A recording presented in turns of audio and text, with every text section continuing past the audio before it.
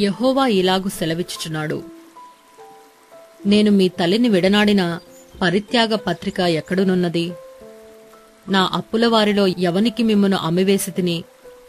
మీ దోషములను బట్టి మీరు అమ్మబడితిరి, మీ అతిక్రమములను బట్టి మీ తల్లి పరిత్యాగము చేయబడెను. నేను వచ్చినప్పుడు ఎవడునూ లేకపోనేలా? నేను పిలిచినప్పుడు ఎవడునూ ఉత్తరం మీయకుండానేలా?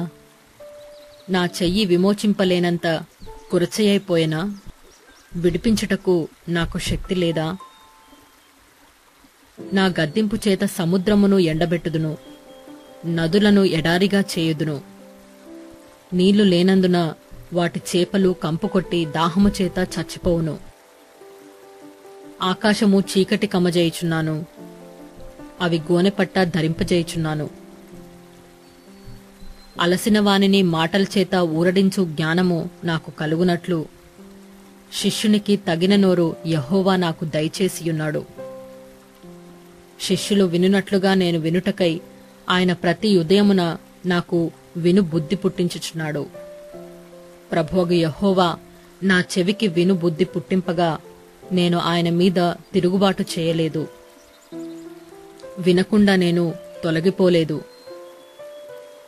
కొట్టువారికి నా వీపును అప్పగించితిని, వెంట్రుకలు పెరికివేయి వారికి నా చెంపలను అప్పగించితిని. ఉమ్మివేయి వారికిని అవమానపరచువారికిని నా ముఖము దాచుకొనలేదు. ప్రభువగు యెహోవా నాకు సహాయము చేయువాడు గనుక నేను సిగ్గుపడలేదు. నేను సిగ్గుపడనని ఎరిగి నా ముఖమును చెకుముకి రాతివలే చేసుకొంటిని. నన్ను నీతిమంతునిగా ఎంచువాడు ఆసనుడయ్యున్నాడు. నాతో వ్యాజ్యమాడువాడెవడు? మనము కూడుకొని వ్యాజ్యమాడుదుము. నా ప్రతిపాది ఎవడు?